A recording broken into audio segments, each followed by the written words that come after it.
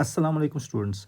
अजक पे एक्सरसाइज 5.3 कर chapter arithmetic progressions यह क्लास 10th मैथ चैप्टर तो अमे एक्सरसाइज गोनिक सवाल यह सवाल वनान find the sum of the following APs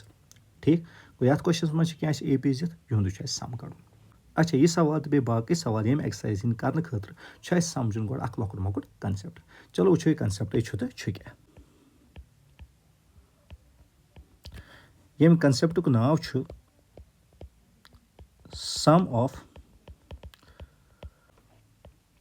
first n terms of an AP ठीक यानी कि SN ठीक अच्छा क्या मतलब सपोज करो तुम AP 1 3 5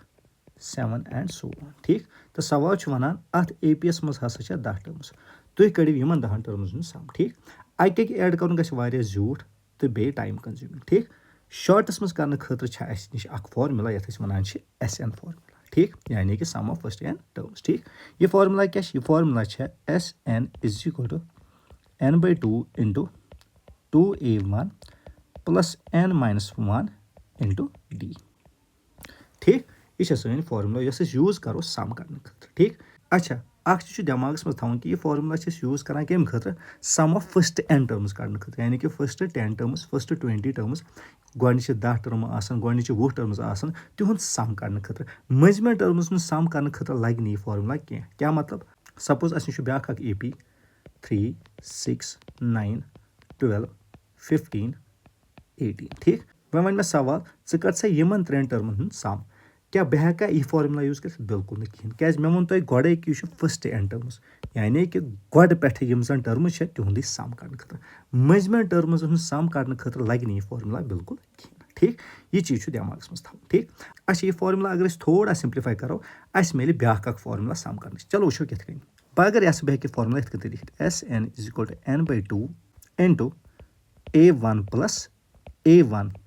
plus n minus 1 into d ठीक क्या a1 प्लस a1 गो 2a1 ठीक मगर पत मुझ फार्मूला पर्म nth टर्म कड़ने खतर सो फार्मूला क्या an is equal to a1 plus n minus 1 into d ठीक अगर तुम चेक करो क्या यह पार्ट तो यह पार्ट सेम बिल्कुल ठीक गो दैट मीन्स यह पार्ट हेक बह बराबर लिखित an बराबर तो अमे हिसाब क्या बन नव फार्मूला SN सो बन SN is equal to n/2 into गोस a1 या वनुस a प्लस an ठीक यह बने दोम फार्मूला ठीक मगर ख्याल मज थवन कि यह फार्मूला गल अप्लाई ये an यानी कि लास्ट टर्म ठीक अगर न लास्ट टर्म तेल यह फार्मूला अप्लाई कर ठीक क्या मतलब अस करो सपोज ये APS मज लास्ट टर्म दित क्या 41 बराबर ठीक गो ये मज लास्ट टर्म दित तेल कस फार्मूला कर अप्लाई यह फार्मूला जरूरी अप्लाई कर यह हेकू तुम कर मगर बेटर गो यह फार्मूला अप्लाई कर क्या अम बच तुंद टाइम ठीक अच्छा ब्या चीज कि जन an यह अल्टीमेटली क्या यह लास्ट टर्म ठीक तो यह लास्ट टर्म हेकान कुन विज डिनोट कर L सत ठीक तेल क्या बने SN फार्मूला तम हिसाब सो बने SN is equal to n/2 into a plus या a1 प्लस L ठीक इत कन हेको SN फार्मूला लिखित ठीक यह सोरे कंसेप्ट थो दिमाग मज करो क्वेश्चन नंबर 1 गोडनिक पार्ट यम फार्मूला थो इथे क्या यूज कर गई गोडनिच फार्मूला ठीक तो गई दम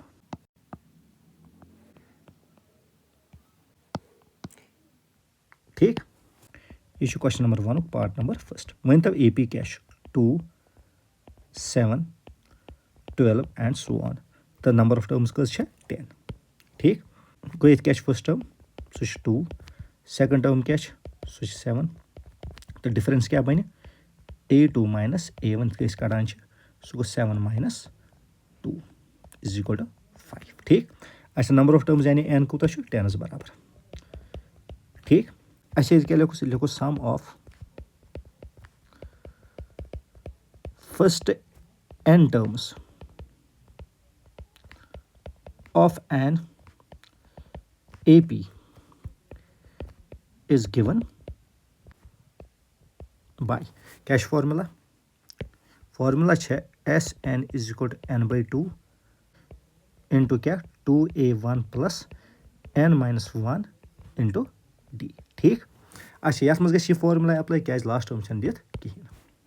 त्रो तो वैल्यूज n 10 यह बन S10 इज इक्वल टू 10/2 ठीक इंटू 2 A1 2 प्लस n बे 10 -1 गो सत तो बे गो d वैल्यू क्या 5 ठीक फर्दर करो सॉल्व 10/2 रोज इथे कन ठीक यह बन 2 2 गो 4 प्लस 10 1 तो 9 इंटू क्या 5 ठीक पको ब्रोट वन तब क्या 10/2 रोज इथे कन इंटू गोस 4 प्लस 9 5 45 ठीक ब्रोट पको यह बन 10/2 इंटू 4 प्लस 45 गो 49 ठीक ये गई कैंसलेशन 2 1 2 5 तो as a result sum of first 10 terms कोता नीर 5 इंटू 49 गो 245 ठीक तो इत कन द्राव अस क्या सम ऑफ फर्स्ट 10 टर्म्स कोता 245 बराबर ठीक चलो पको दमिस पार्टस कुन दमिस पार्टस मज क्या AP -37 -33 -29 एंड सो ऑन ठीक टर्म्स कसा 12 वन तो फर्स्ट टर्म क्या A1 -37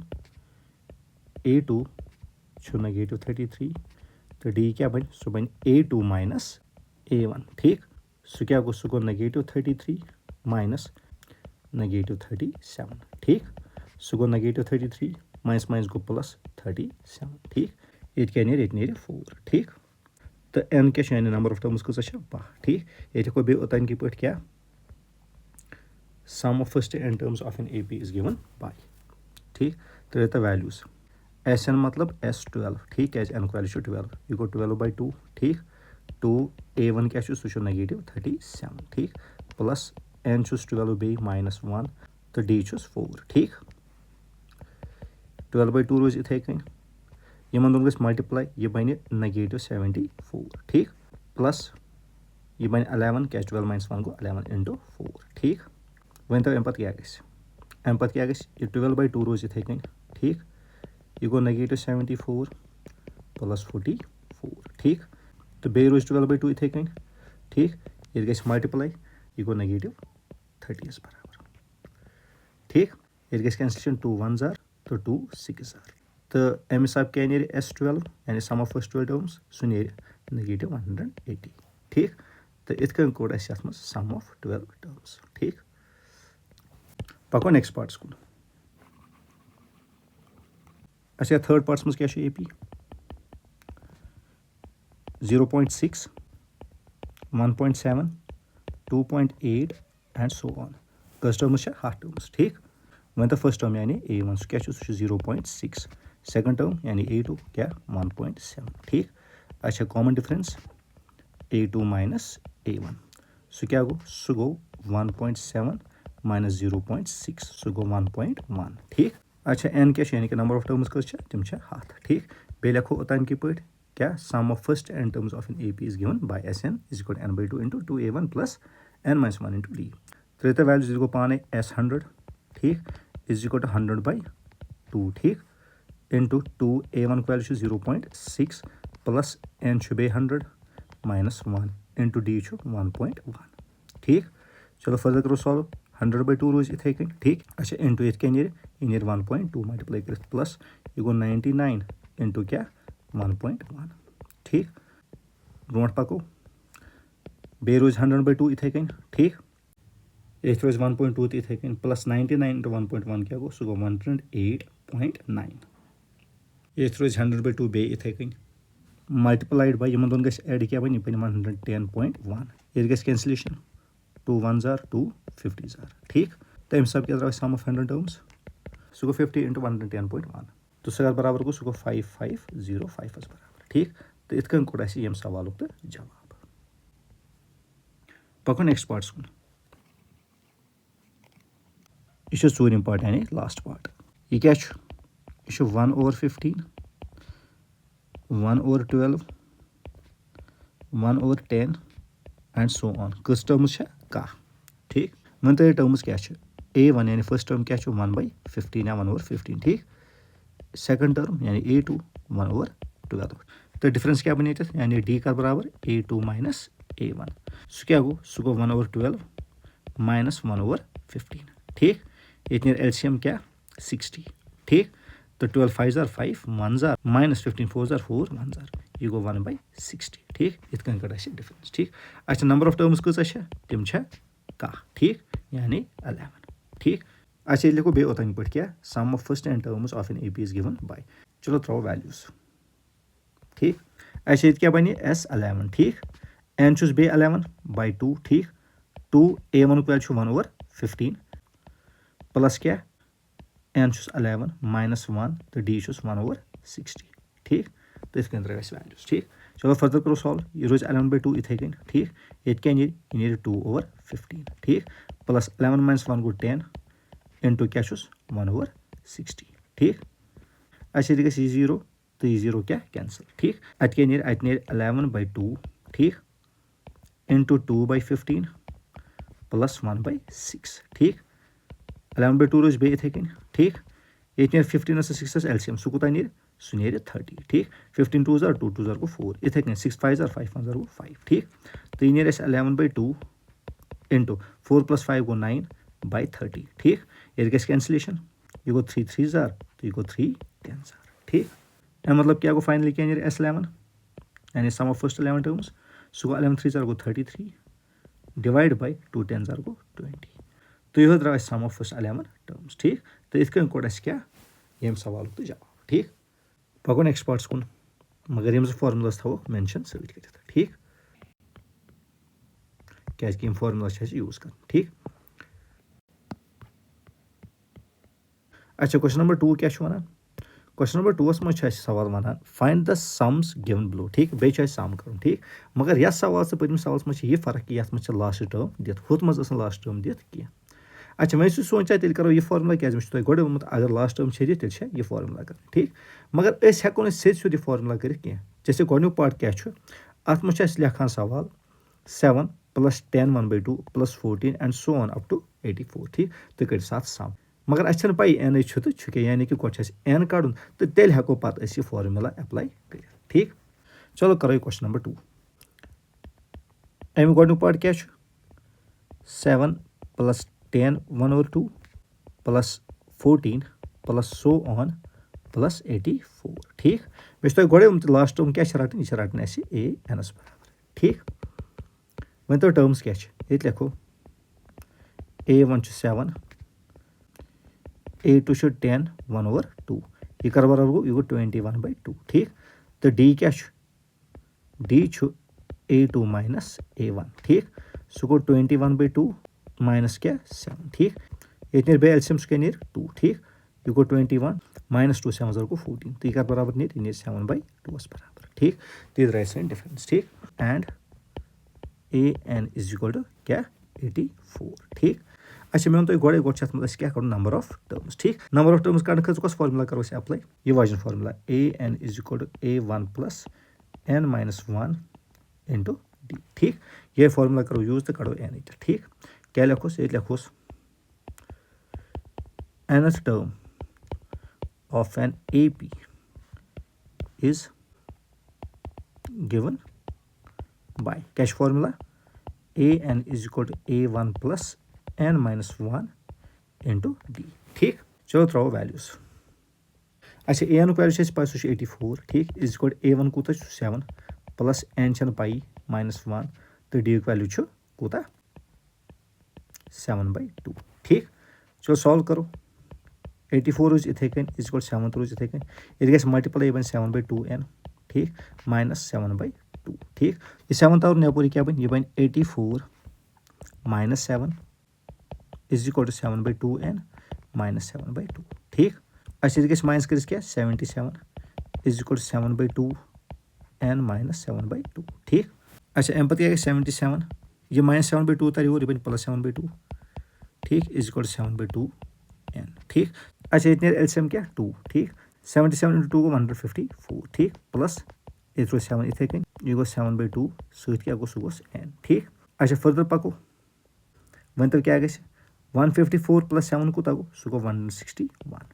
डिवाइड बाय क्या 2 = 7/2n ठीक पकतो ब्रो यह बन 161 डिवाइड बाय 2 यह तर यपर अत रेसिप्रोकल यह 2/7 ठीक = n ठीक अच्छा ये क्या 2 तो 2 कैंसल 7 1 आर 7 2 आर 7 3 आर ठीक तो एज अ रिजल्ट क्या द्राव सोन एनुक वैल्यू सह द्राव 23 बराबर ठीक वह करो आराम सान यह फॉर्मूला अप्लाई तो कड़ो सम ठीक ये क्या लिखो ये क्या sum of first n terms of an A P is given by formula कस करो मगर ये वाच ठीक क्या S N is equal to n by 2 into A1 plus AN ठीक चलो त्रो वैल्यूज ये बन S23 क्या एन वैल्यू क्या द्राव 23 ठीक ये गो 23/2 ठीक A1 क्या 7 प्लस AN कूता 84 ठीक ये बन 23/2 ठीक इंटू 7 प्लस 84 गो 91 ठीक ये तो मल्टीप्लाई करो कर बराबर नीर ये नीर 2093 डिवाइड बाई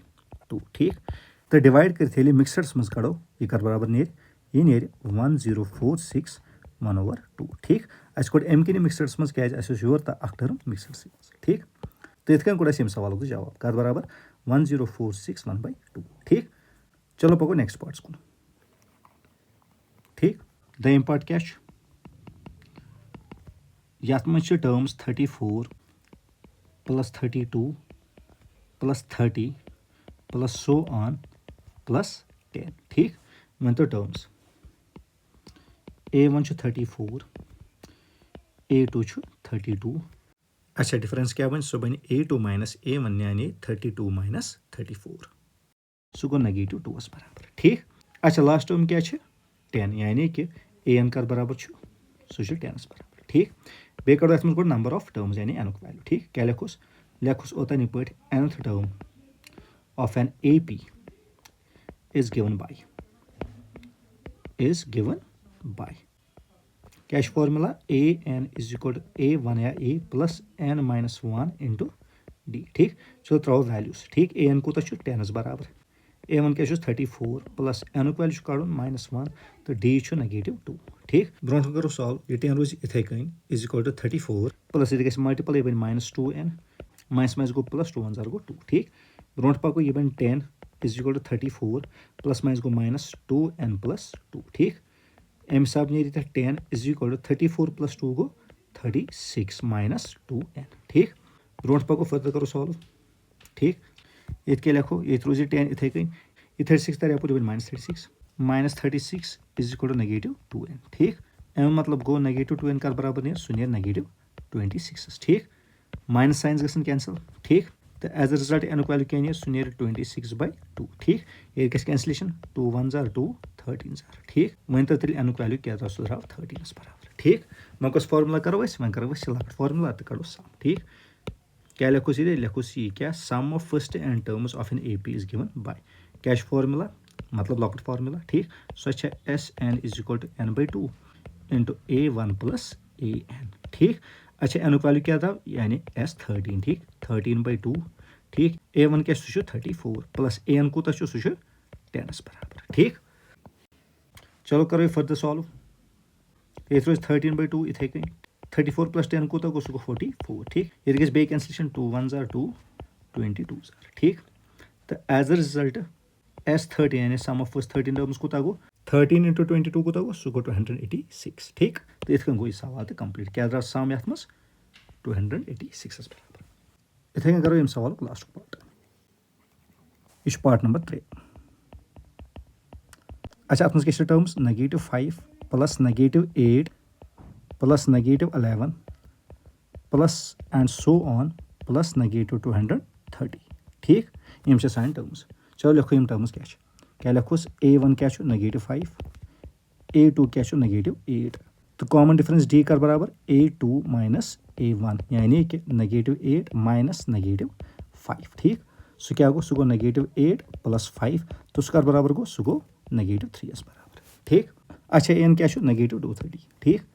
AN -230 ठीक चलो गथी कड़ो N कम फॉर्मूला सम फॉर्मूला ठीक क्या लिखोस ये लिखोस ये nth term of an AP is given by AN is equal to A1 plus N minus 1 into D चलो त्रो वैल्यूज AN क्या सह -230 ठीक A1 क्या सह -5 प्लस N वैल्यू कड़न -1 तो D क्या -3 ठीक ब्रो पको -230 रोज इथे कन यह गो -5 प्लस ये मल्टीप्लाई यह बन -3n माइनस गो प्लस 3 1 गो 3 ब्रो पको -230 रोज बे इथे कन यह गो -5 प्लस माइनस गो -3n + 3 ठीक ब्रोट पको ये क्या गए ये रोज -230 इथे कन बे ठीक इज इक्वल टू -5 + 3 कोता गो सह गो -2 ठीक यानी कि ये बन -2 - 3n ठीक ये -2n तर यपर वन प्लस ठीक यानी कि ये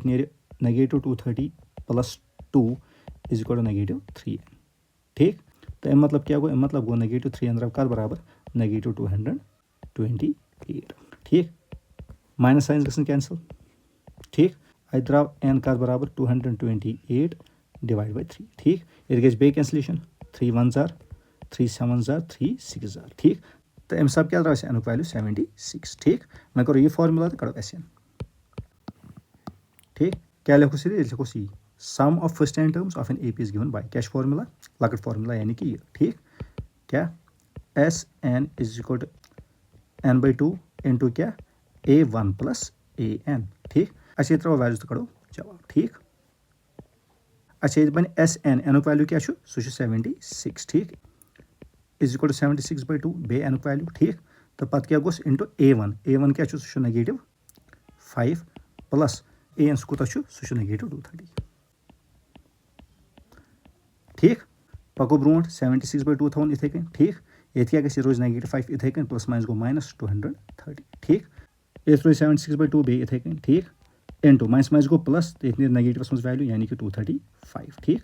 ये गई कैंसलेशन 2 1 जार 238 जार ठीक तो 38 इंटू -235 कोता गो सह गो -1197 बराबर तो इतन कोड़ सवाल मज सम ठीक तो गो ये सवाल तो कंप्लीट उम्मीद कर पूरे वीडियो समझ लाइक शेयर सब्सक्राइब कर तो शुक्रिया तुंद पूरे वीडियो खतर खुदा हाफिज।